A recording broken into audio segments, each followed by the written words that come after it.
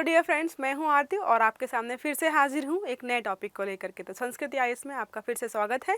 एक नया टॉपिक है, बहुत ज़्यादा चर्चित, कई महीनों से चर्चा में चल ही रहा है। आई होप आपने सुना होगा शेख हसीना जी के बारे में कि वो भारत में काफ़ी टाइम से रह रही है, 2-2.5 महीने से भारत में ही हैं, लेकिन उनको ना ही देखा गया है और ना ही उनके बारे में किसी कोई जानकारी थी। तो अभी फिर से चर्चा में चल रहा है कि भाई अगर भारत में वो रह रही हैं तो उनकी क्या स्थिति है, कब तक रहने वाली है, क्या राजनीतिक शरणार्थी के रूप में रहने वाली है या फिर एज अ गेस्ट, मतलब एक मेहमान जो होता है हमारे यहाँ पे आता है, कुछ समय के लिए आके रहता है, तो उस तरीके से रहने वाली है। तो आपको बताऊंगी कि दोनों के बीच अंतर क्या है। कोई व्यक्ति जो है हमारे यहाँ पर अगर मेहमान की भांति रहता है या फिर कोई व्यक्ति जो है अगर राजनीतिक शरणार्थी के रूप में रहता है, तो दोनों के बीच डिफरेंस क्या है और आगे चल करके इस सिचुएशन में या इस अवस्था में क्या परिवर्तन आने वाला है, इन दोनों को ही हम देखेंगे। तो हर न्यूज़ पेपर में आपको ये हेडलाइन मिल जाएगी, क्या शेख हसीना अभी भारत में ही है। देखो एक्चुअली है ये कि हमारी गवर्नमेंट के द्वारा बहुत बार या बहुत साफ तौर पर ये जाहिर नहीं किया गया है कि हमारे यहाँ पर शेख हसीना है या नहीं है, लेकिन अभी बीते दिन 17 अक्टूबर को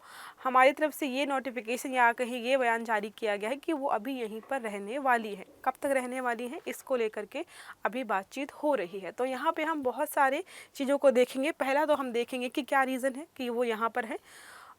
बहुत महीनों पहले की घटना है, वहाँ पर छात्रों के द्वारा जो है एक तरीके से प्रदर्शन किए जा रहे थे, उस पर जो है एक हिंसक प्रतिक्रिया जो सरकार के द्वारा ली गई, जो शेख हसीना सरकार जी के द्वारा ली गई, वहाँ पर बहुत सारे लोगों की डेथ हो गई, कई लोग घायल थे। उसके बाद ही जो है चीज़ें ख़राब हो गई और उसके चलते जो है उनको भारत में आकर रहना पड़ा। तो वो भी देखेंगे, साथ में हम ये भी देखेंगे कि और क्या चीज़ें हम इससे कनेक्ट कर सकते हैं। तो देखो क्या लिखा है। करीब 2.5 महीने पहले बांग्लादेश की सत्ता गंवाने के बाद शेख हसीना एक सैन्य विमान से दिल्ली पहुंची थी। ठीक है, दिल्ली पहुंची थी, तब से वो यहीं पे रह रही हैं। काफ़ी लोगों का कहना है कि क्या दिल्ली मेरठ में है, हरियाणा में है या फिर कहीं और है, क्या कहीं ऐसा तो नहीं है कि किसी दूसरी कंट्री में चली गई। तो अलग अलग विवाद चल रहे हैं। ठीक है, ये बताई दिया आपको मैंने। 17 अक्टूबर को हमारी तरफ से स्टेटमेंट दिया गया है कि अभी वो भारत में ही है। और जो रीज़न है, कारण क्या है, तो जुलाई 2024 में छात्र नरसंहार किया गया था, जिसका जो है जिम्मा जो है इनके सर पर ही मढ़ा जाता है कि इन्होंने ही ऐसे डिसीजन दिए, इन्होंने ही ऐसे आदेश दिए, जिसकी वजह से बहुत सारे छात्रों के वहाँ पर जान गई। उसी के चलते इनको अपना देश छोड़ना पड़ा। तो अगर हम बात करें, क्या पहली बार है कि बांग्लादेश से कोई या फिर किसी अन्य देश का, मतलब वहाँ का राजनेता या फिर देश चलाने वाला कोई व्यक्ति दूसरे देश पर या भारत में शरण ले रहा है? नहीं, इससे पहले भी कई बार ऐसी चीज़ें हो चुकी हैं, घटनाएं ऐसी हो चुकी हैं, तो उनको भी यहाँ पे समझेंगे हम। लिखा है, कोई भी राजनीतिक पार्टी संभवतः इस प्रस्ताव का विरोध नहीं करेगी। अगर हम बात करें क्या किसी जैसे अभी उनको हमारे यहाँ पर राजनीतिक शरणार्थी के रूप में अगर हम घोषित करते हैं, तो क्या किसी भी राजनीतिक पार्टी को यहाँ पर विरोध हो सकता है? कांग्रेस क्या बोल सकती है कि नहीं, हम सहमत नहीं हैं, या फिर कोई दूसरा राजनीतिक दल ऐसा बोल सकता है? तो मोटा मोटा ये कहा जा रहा है कि नहीं, शायद ही कोई राजनीतिक दल ऐसा होगा जो बोलेगा कि हम इनको अपने यहाँ शरणार्थी के रूप में रहने पे सहमत नहीं हैं, क्योंकि कांग्रेस के भी अच्छे रिश्ते रहे हैं शेख हसीना जी से और उनके परिवार से।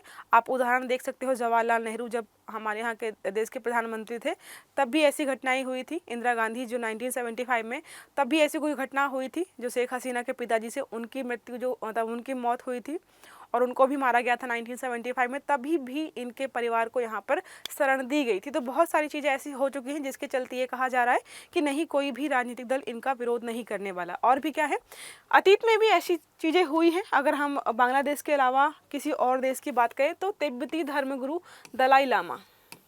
दलाई लामा है, वो हमारे यहाँ बहुत दिन तक रहे हैं।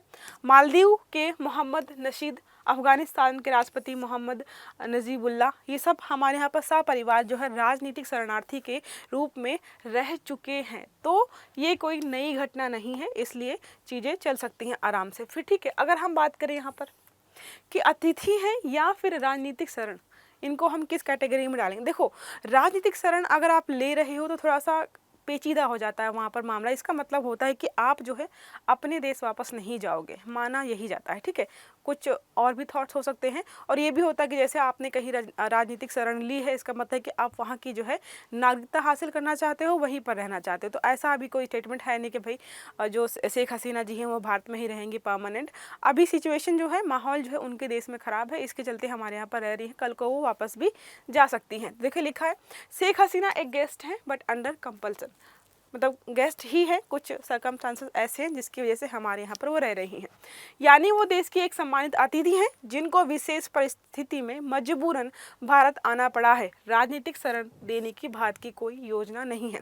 अभी हमारी भी कोई योजना नहीं है कि हम उनको राजनीतिक शरण देंगे। देखो, इसलिए भी ऐसा है कि अगर आप मैप देखो, पड़ोसी देश हमारा है, ये चिकन नेक आपने सुना ही होगा। अब हमारे यहाँ पर भले ही वो हैं, लेकिन देश तो कोई और चला रहा है, वहाँ पर कोई और राजनीतिक सत्ता जो है, दल है जो वहाँ पे चीज़ें चला रहा है। तो अगर हमने जो है उनको यहाँ पे राजनीतिक शरण दे दी तो हमारे रिश्ते ज़्यादा खराब हो सकते हैं, जिसकी वजह से हमें आने वाले समय में समस्याओं का सामना करना पड़ सकता है। पहले तो हमारा भौगोलिक हो गया कि इतनी लंबी हम उनके साथ जो है भौगोलिक सीमा साझा करते हैं। साथ ही आपने ये पढ़ा ही होगा जिसको चिकन नेक बोलते हैं।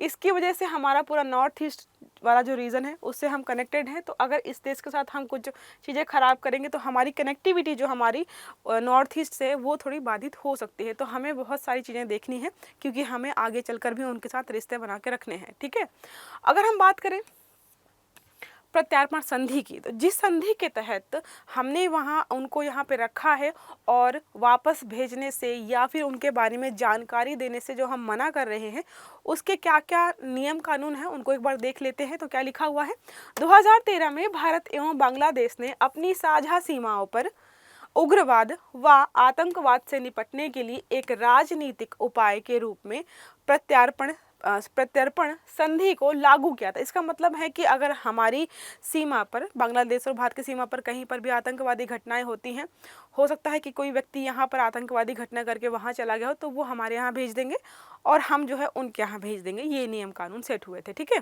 2016 में दोनों देशों द्वारा वांछित भगोड़ों के आदान प्रदान की प्रक्रिया को सरल बनाने के लिए इसमें संशोधन किया गया। होता है ना कि कोई व्यक्ति जो है सोचता है कि भारत में जो है अपराध कर देता हूँ, दूसरे देश भाग जाऊँगा, क्योंकि हर देश के नियम कानून अलग अलग होते हैं। तो अगर वहाँ पे रह रहा है तो वहाँ के नियम कानून उस पर लागू होंगे, आपके देश के नहीं लागू होंगे। तो इसलिए ये एक तरीके से बचने का जरिया हो जाता है। ठीक है, इस संधि में ऐसे व्यक्तियों के प्रत्यर्पण का प्रावधान है जिन पर ऐसे अपराधों के आरोप हैं या जो ऐसे अपराधों के लिए दोषी हैं जिनके लिए कम से कम 1 वर्ष की सजा हो सकती है।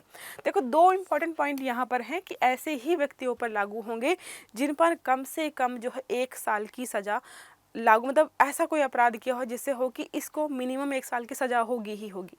और ऐसा भी नहीं होना चाहिए कि जो अपराध वहाँ पर किया है व्यक्ति ने, या भारत में कोई ऐसा अपराध किया है जिसके लिए यहाँ पर 1 साल की सज़ा का प्रावधान तो है, लेकिन बांग्लादेश में उसके लिए 1 साल से कम का प्रावधान है, तो उसको हम यहाँ पर एक्सचेंज या फिर नहीं भेज सकते हैं। ठीक है, यही लिखा है कि दोनों ही तरफ में दंड नहीं होना चाहिए। ऐसा ना हो कि हमारे यहाँ पर कोई अपराध है और उनके यहाँ पर बहुत छोटा मोटा अपराध है, उसके लिए कोई बहुत बड़ी सज़ा का प्रावधान नहीं है। अगला क्या लिखा है, प्रत्यर्पण संधि के अनुसार प्रत्यर्पण संधि के अनुच्छेद 6 के अनुसार यदि अपराध राजनीतिक प्रकृति का है तो प्रत्यर्पण से इनकार किया जा सकता है। अगर कोई राजनीतिक अपराध किया है तो प्रत्यर्पण से मतलब कि हम आपको, जो ये व्यक्ति दोषी है, इसको आपको सौंपने से मना भी कर सकते हैं, क्योंकि ये प्रावधान जो है इस संधि में ही किए गए हैं।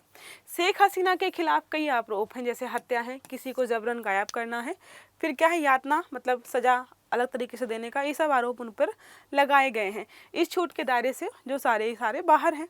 अगला है, इस संधि के अनुच्छेद 7 के अनुसार शरण देने वाले राज्य द्वारा प्रत्यर्पण के अनुरोध को अस्वीकार किया जा सकता है। यहाँ पर दिया गया है कि अनुच्छेद आपका 7 खुद बोलता है कि अगर कोई व्यक्ति, जैसे कोई भी देश प्रत्यर्पण के लिए अनुरोध कर रहा है तो हम मना भी कर सकते हैं।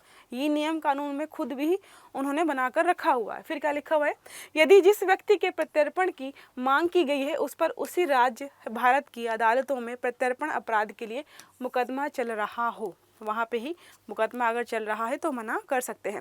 शेख हसीना के मामले में ऐसा नहीं है।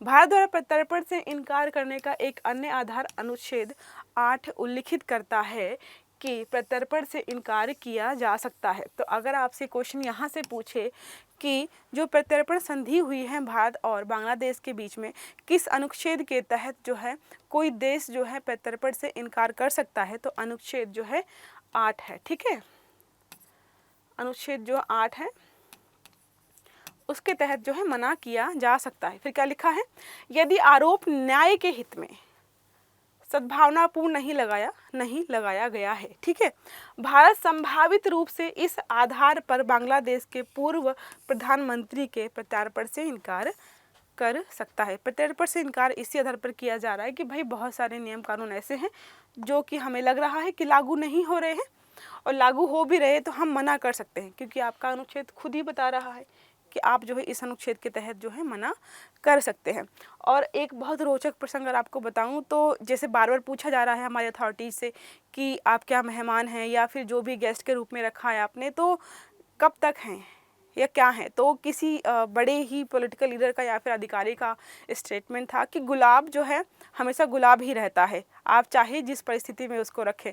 तो यही बोला जाए कि शेख हसीना जो है शेख हसीना ही है, आप चाहे देश में जो है वो गेस्ट की तरह रहें या फिर राजनीतिक शरण लेकर रहें। तो अभी क्या है, इतना ही चल रहा है।